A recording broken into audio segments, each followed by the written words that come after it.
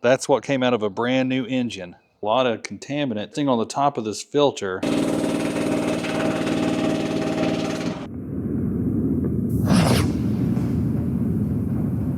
All right, good morning everybody. Welcome back to Box Check. Today's video is going to be specifically about our initial inspection on this brand new machine.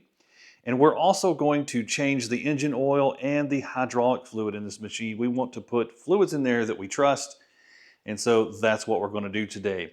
Now, I'll just give you an update on where we're at. I do have the machine in the garage. In order to get it in here, I did remove the canopy. So that canopy is out of the way. I've also removed this back panel right here. It was 6 10mm bolts. I have also removed this little kick plate panel where your feet would go.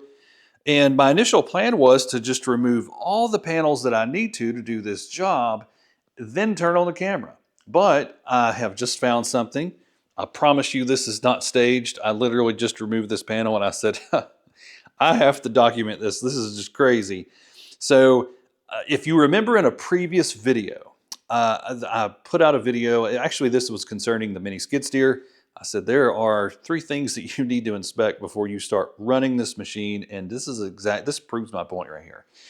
So I'm going to bring the camera down and show you what I found. All right, what do you see? So whenever I remove this kick plate panel, it's a 13mm bolt. I'm pretty sure that it matches this one right here. This is what I removed to get that kick plate off. But it's not connected to anything. It's just laying there. And that could be a mistake. You know what I mean? Maybe one dropped in there, but they just put it back together.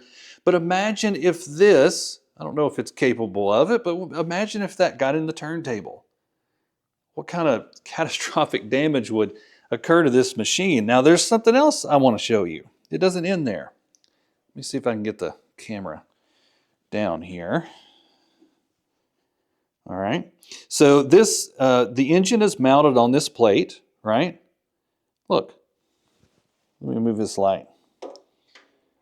Look. I didn't stage this. I mean, it's just partially on. Why? You know what I mean? The other one, I guess, looks good, but yeah, just partially on there. And seriously, I literally just removed that plate. My plan actually is to remove this plate as well, because that's going to just allow me a little bit more freedom to work with that engine and get the oil drained. And the other panel that I'm going to remove is this rear shroud right here, because I'm going to do just a little bit of tweaking to the choke and the throttle. And this is also going to allow me to see if the hydraulic tank has a drain port, because I didn't see one. When I looked under there, I was hoping to be able to see one. But those are just mounting bolts. None of them are actually a drain. So hopefully once I get this removed, I'll be able to access that and do the work that I need to do. But that just proves the point. If you buy one of these machines, guys, don't immediately bring it to your house and just start going to work with it. Give it a good once over. Check for all these loose things that these AGT machines are just notorious for. And my recommendation would be to change these fluids, which we're about to do. Now, before I turn the camera off and start removing some of these panels, I want to go over some of these grease fittings. So I have greased this. If you watched the video before this one, maybe it had grease underneath there and I just didn't see it, but I did not see one drop of grease anywhere. So they've all been greased but 3. There's 3 I couldn't get to. You know, a lot of people hate these button types. I don't mind them. I don't plan on changing these at all.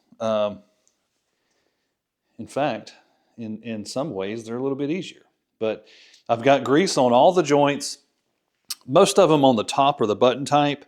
Underneath the joints are the standard, or what we would recognize as the standard. Because then I do want to show you this. There's one little trick here. Get the camera down there.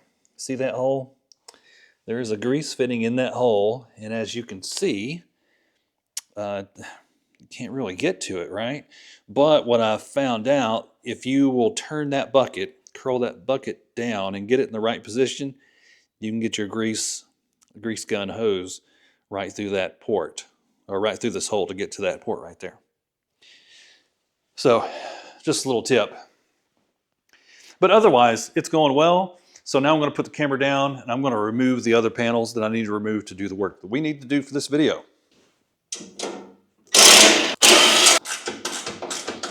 You know, I bet that's how that one bolt fell in there.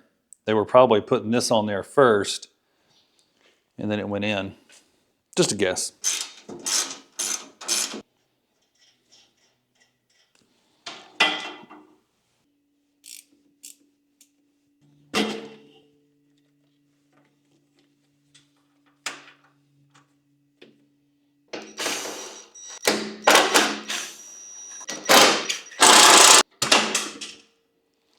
Hope I can find that.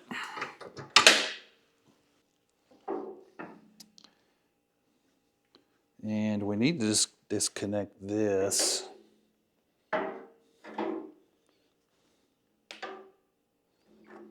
Actually,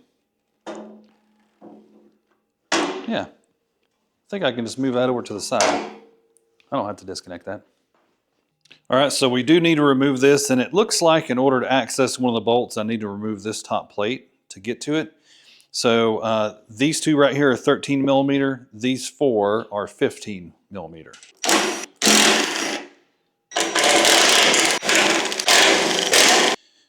Okay. And this is something else I could probably leave hooked up. Yeah, that right there is where we got to get to. And while I'm here, I guess I can hook up this blade that goes to the hour meter. That's one of those that was just loose. All right, guys, here's the update. I did get the this rear shroud removed. And what that entails is there's 3 bolts on the left side and 3 bolts on the right side.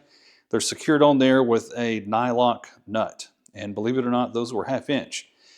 But quite frankly, it was a pain in order to get to this engine. The fact that you got to remove that panel, actually several panels, because you have to remove both of these left and right side panels in order to get to this top one right here.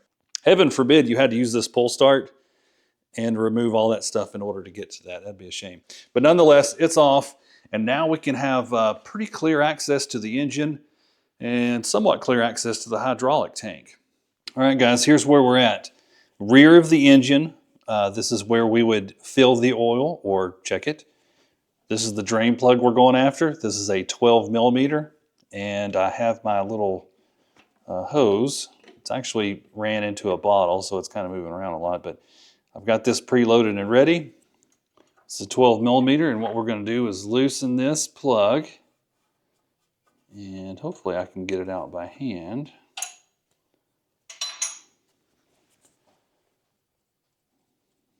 We'll see how this works.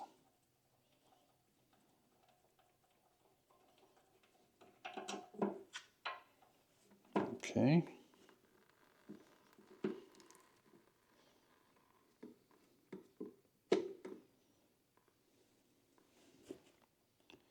So while this is draining, I guess it's a good time for a story. The very first mini skid that I got from an auction, I brought it home and I just checked. I wasn't planning on changing the oil because the thing's brand new, but I checked the oil and it was like this, a really thin, very black, and it had a fuel smell to it. It was the strangest oil ever.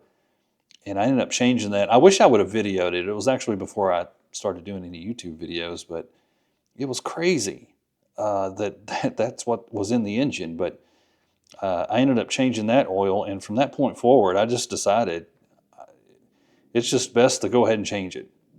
Change it to something you trust, because who knows what's in there. Now, the other machines that I got, the oil didn't necessarily look bad. It wasn't anything like the first one, but I still do it anyway. There's no sense in ruining a brand new engine. And what the specs say is that this holds 1 liter of oil is what it's supposed to have. All right, guys, I've pulled the tube out and I'm letting it just drip the rest of the way down. But what I ended up doing, that tube was actually running into a 20-ounce Powerade bottle. Clear bottle. This is something else. Again, Not staged. I promise you none of this is staged, but I want to show you this. This is what just came out of that. Brand new engine. All right, I got the light behind it. Brand new, clear bottle, never used oil. This engine, according to the hour meter, not even 1 hour. It says actually 1/10 of an hour. But there it is. All right, guys, this did come with a manual for the H12, H13. And it even says on the website, if you go to that Agritech website, it says that pretty much the only difference between these is cosmetic. So that's the manual for the actual machine, and this is the manual for the engine. And both of actually this one was soaking wet, that one was just really moist, but I had to dry them out. But let's look at these engine specs. As far as oil goes, 10W30 for general use. And there's some other parameters that are acceptable as long as you fall in these temperatures. So, something I noticed that was interesting. I'm on the hydraulic section, and I just wanted to confirm ISO 46 is what we need to use. That is what I'm going to use. And on the website, it says ISO 46. So that's what we're going to be using. But I noticed that this is interesting. So apparently there's a drain plug. And also it looks like there's a filter in there, a pickup filter. I didn't see one of those yet. And a dipstick. I haven't seen any of these things. So that'll be interesting. I'm going to do a little bit more searching, see if there's a drain plug. All right, guys, so what I've done is I've reinstalled the drain plug, tightened it up, cleaned this surface, removed the tape that I kind of made as dams. And now what we're going to do is we're going to put the skinny neck funnel in here. And we're about to put in the good stuff. At least something that we trust more than what was already in there. So according to the specs, this holds 1 liter. And a little conversion, 1 liter is, I mean, just a fraction over 1 quart. So I'm going to put 1 quart in here and then do a little dipstick measurement. So I'm actually switching. That solid plug was originally on this side, and the dipstick was on the seat side, the forward side. But I'm going to switch it up. My guess is that's probably the way Ratto just has this engine, and they just slap it in here. It looks universal where it can go on either side. So I'm going to do a little dipstick measurement here. I would say we're pretty spot on. If we're not, we can't be far off.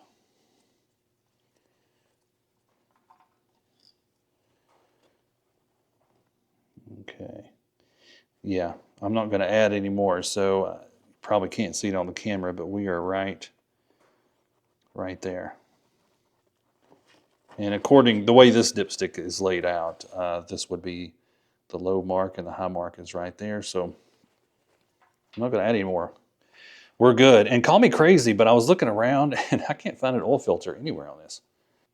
Okay, oil is done, and I'm not sure what kind of mess I'm going to make, but the best way I know how to drain this tank is to remove this hydraulic fitting, this hose, and then as soon as this hose is removed, I'm going to try to get it to drain right out through here. I don't know if it'll reach or not. I sure hope it does, because I've got my pan down there, and let's try this out.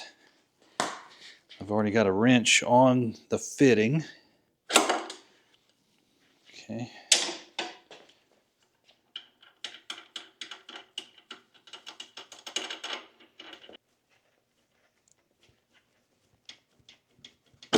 Oh, there we go.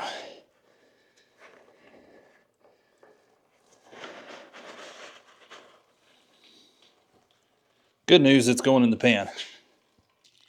All right, so just to recap, we disconnected this hydraulic hose, and I'm holding it at the lowest possible point.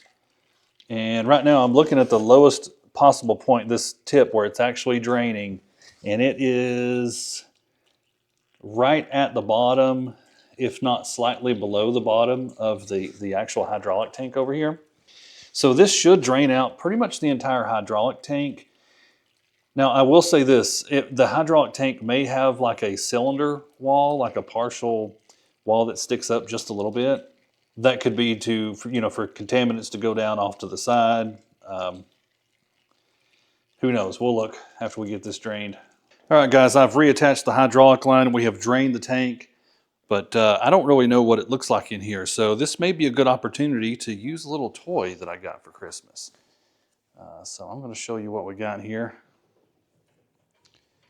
This is a little scope. And as you can see, it's got a little camera on it.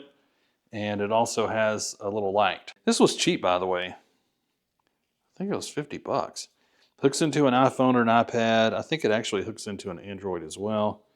Let me make sure that this is completely straight. So I'm going to feed this part of the way down into the tank.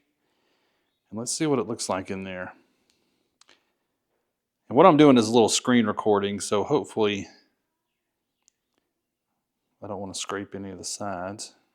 So whenever we go in here, it does look like there is a filter. And call me crazy, but that looks like a lot of contaminants just kind of resting on the top of this filter. Getting a little closer. Look at that. So that is on top of the filter. And then of course we can go to one of the sides. And we can see, sorry about the jerkiness. All right, so we can see that there's some sort of a screen. Actually, it's looking like more of a screen. But that screen has definitely caught some stuff.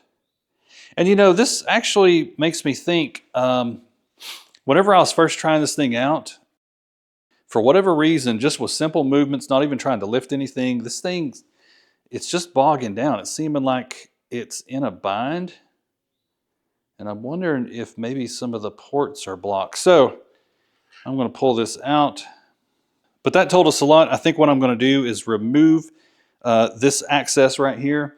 Get in there, pull out that screen. I want to see how bad it is. We can see it on this little camera. It's not that great of a camera, but it can see in there better than I can. So let's go ahead and do that now.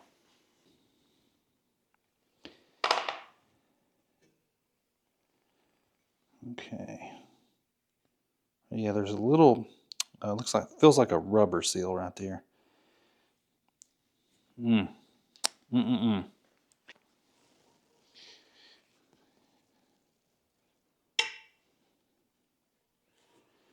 we go. All right, so the magnet I was using picked up just a little bit of that, but look at it over there in the corner.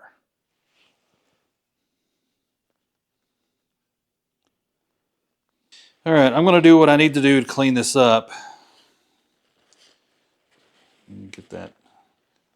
There's the top. Curiosity's killing me. What I may do is run this magnet around down there. Can't hurt, right?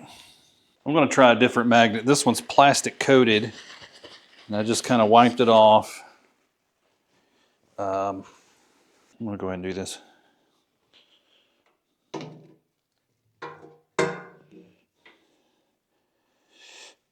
All right, so I'm going to put this in there.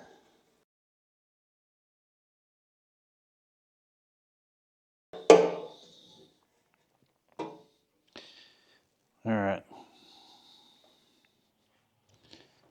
So let's see what we got. Doing some swipes there. On both sides, we're collecting some, I mean, that's just maybe paint chips, metal grit. Okay, so here's an update. What I ended up doing was disconnected that again. Now that that screen was out of the hydraulic tank, disconnected that, I was able to drain out just a little bit more. I did some more magnetic sweeps inside the bottom of the tank as well as the screen. I've reinstalled the screen. It is back in there, and we are about to start filling this up with the hydraulic fluid. The fluid that we're going to be using is ISO 46. So if you look up the Agritech website, if you pull up the H12, it actually tells you to use AW46, ISO 46. So that's what we're about to do right now. I'm going to put the camera on the tripod and put some good stuff in there. All right, ISO 46 going in. Oh, you know, this should be pretty easy to fill since I got that top off. Oh, Lord.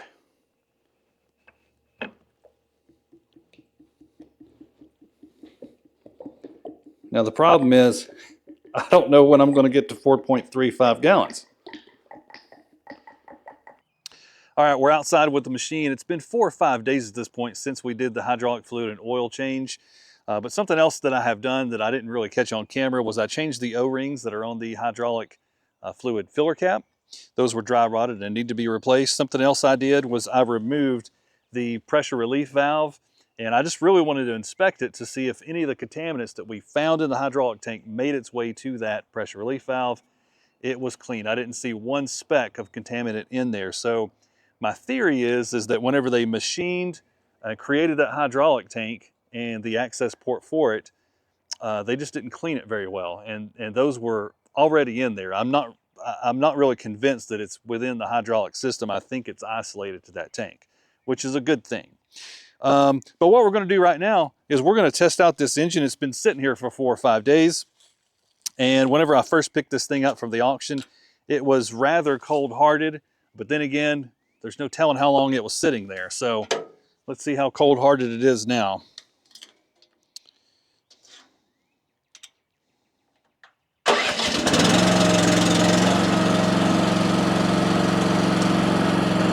That's good. That's way better than whenever it was at the auction lot. So I'm pretty convinced that really this machine just needs to be ran. It sat there for so long, and that was probably my guess why the engine was so cold-hearted, and maybe even why these hydraulics were just a little bit jerky. But now that we have new fluids in here, we can put this thing through test, and I intend on doing that. So once this engine does get warmed up just a little bit, we'll actually take it out here and I'll just do some simple movements with it. We'll see how the hydraulics are functioning, and we may even go see if we can lift up a dead tree. Let's do that now. All right, so what I'm going to do is just some simple movements with this thing. No, I am not going to dig up my lawn, okay? As much as you want to see that, I don't want to do that. But later on, we'll dig something. So I am going to have to give it some throttle.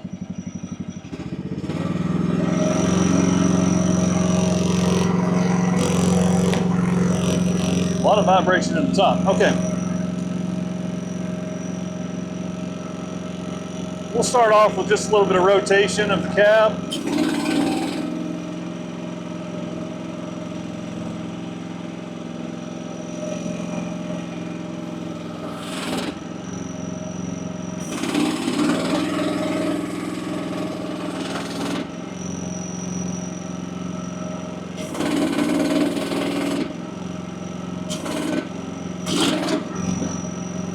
The boom up and down is just incredibly sensitive.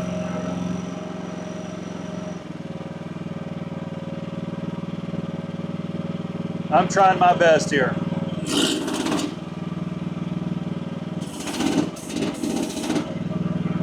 The problem is once it jerks once, you know, you're barely going to have that movement.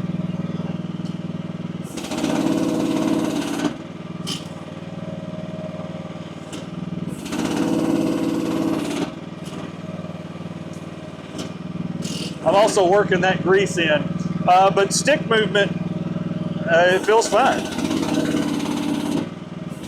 Bucket movement feels fine.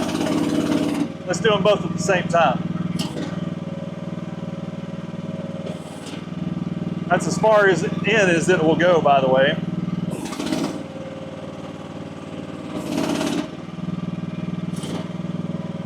So that's not bad at all. It just seems to be bucket up and down. Let's see if we can try it again. Or boom up and down, rather. Oh. I'm not used to the controls either, so.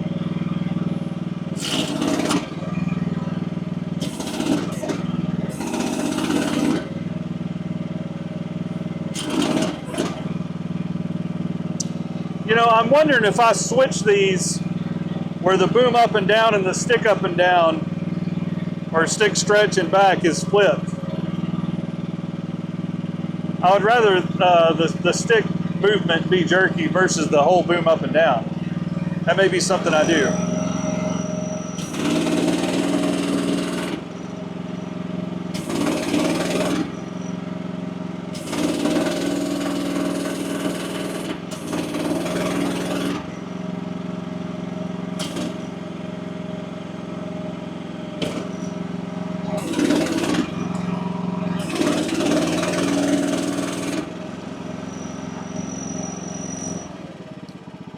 Okay, overall though, I think once I start working the machine, it'll probably become a little bit more smooth, and I'll also get a little better on the controls.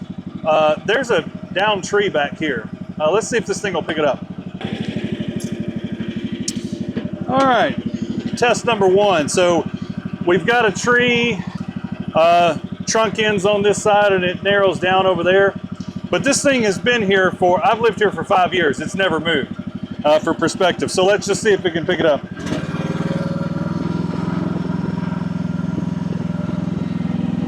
Might have to readjust here.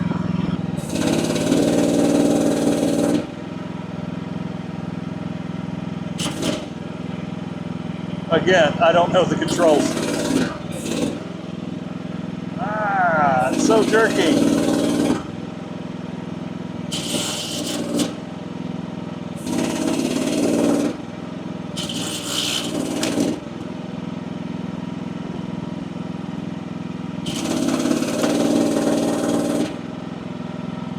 Looks like it's snapping in half right there.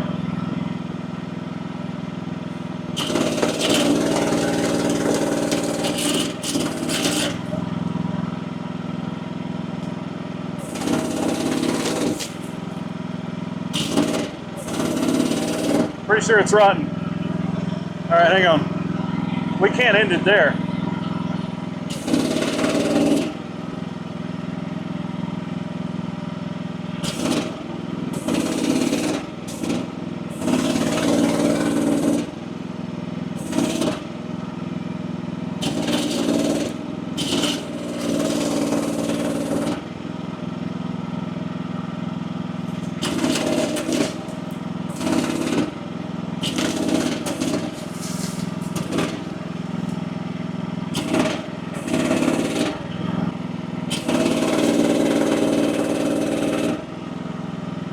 No problem. Wow. Now, I don't know what this weighs. As you can see, it snapped it in half.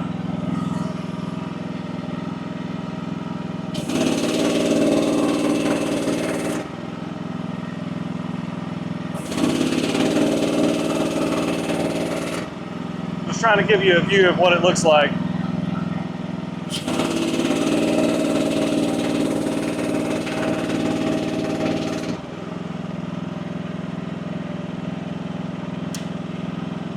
Pretty impressive.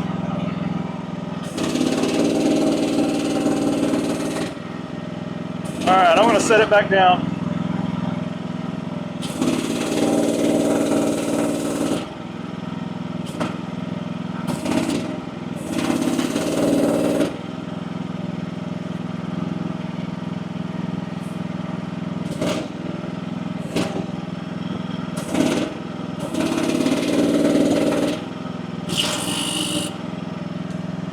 If I could just get over that up and down jerkiness.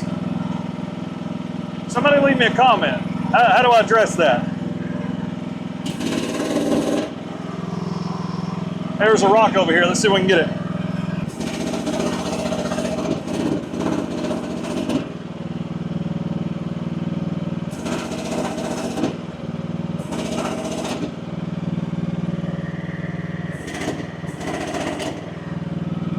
All right, just be advised, I'm kind of at a downhill incline here, okay? But this is not a huge rock. It should get it just fine.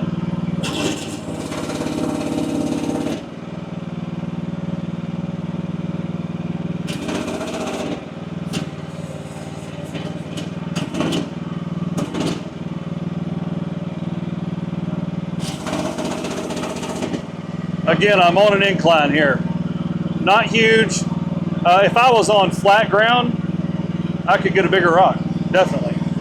I could even get a bigger rock on this downhill slope. But I'm going to let go of this thing.